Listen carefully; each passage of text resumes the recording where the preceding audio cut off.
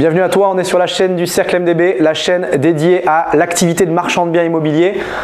Aujourd'hui, dans la Minute du Marchand, on va parler des différents types de garanties qui peuvent être données à des partenaires financiers, que ce soit des banques, des crowdfunders immobiliers, des partenaires privés, des investisseurs privés, etc. etc. Alors, pour reprendre un petit peu les niveaux et les différents niveaux de garantie, il faut se rendre compte que les partenaires qui vont vous prêter de l'argent vont vouloir sécuriser cet investissement.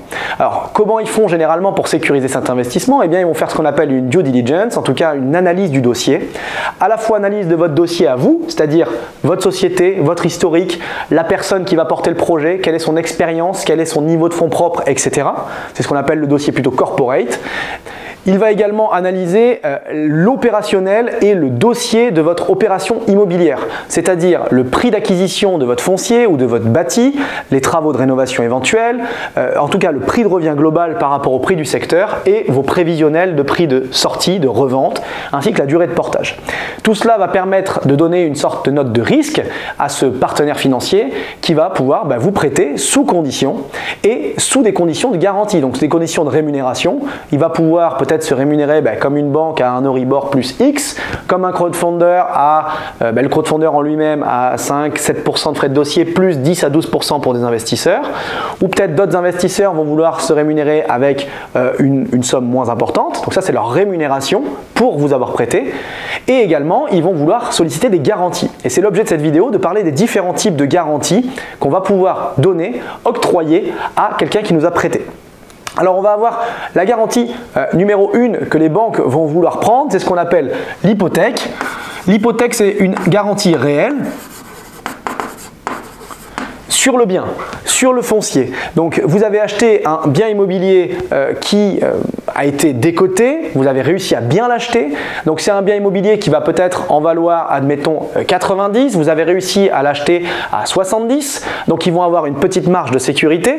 Sur cette marge de sécurité, encore plus, ils vont vous prêter uniquement 80%, et donc du coup, ils vont pouvoir prendre une garantie sur ce bien, une garantie réelle, c'est-à-dire qu'en cas de défaut de remboursement, les banques ou le prêteur va pouvoir activer l'hypothèque, qui est la garantie reine, et vous faire vendre le bien, soit de façon amiable, soit par voie judiciaire, avec peut-être une mise en enchère, etc., et récupérer leur argent. Donc, tant que le prêteur n'a pas donné son autorisation pour lever l'hypothèque, vous ne pourrez pas vendre. C'est ce que fait le notaire au moment des mains levées d'hypothèque. Donc ça, vous avez des hypothèques sur un premier rang, un deuxième rang, etc., etc., c'est-à-dire qu'il y a une liste de créanciers qui peut s'ajouter après le premier qui est sur l'hypothèque. Il peut y avoir une hypothèque de deuxième rang. Vous avez d'autres garanties. Des garanties qui peuvent être données, qui sont des fois des promesses d'affectation hypothécaire. Alors ça se fait de moins en moins parce que la garantie est moins forte. C'est-à-dire que c'est une promesse comme quoi vous allez affecter hypothécairement à un prêteur le bien. Donc il y a moins de garantie parce qu'elle n'a pas été enregistrée auprès d'un notaire. L'hypothèque est enregistrée auprès d'un notaire. Les banques généralement vont prendre des hypothèques réelles, pas des promesses d'affectation hypothécaire. Ensuite, vous avez d'autres garanties qui peuvent être données et qui sont souvent données, c'est des cautions. Les cautions, c'est quoi? C'est que la personne qui porte le projet, parce que généralement les sociétés qui vont faire des opérations de marchand sont détenues par des personnes physiques, au-dessus, la personne physique va se porter caution. C'est-à-dire que dès lors que la société ne pourra pas rembourser son crédit, son prêt, la banque ou l'établissement financier pourra se tourner vers la personne physique directement. C'est ce qu'on appelle une caution personnelle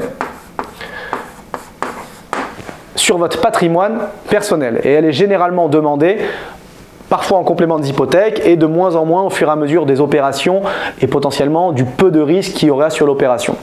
Vous avez également potentiellement des garanties de type GAPD, garantie à première demande, ou des cautions sur des sociétés. C'est-à-dire que si vous avez une société qui est fortement capitalisée ou qui a beaucoup de trésorerie et vous la montrez à votre partenaire financier, vous pouvez la mettre en garantie, c'est-à-dire que la caution ne sera pas personnelle sur le patrimoine physique d'une personne, mais sur des sociétés.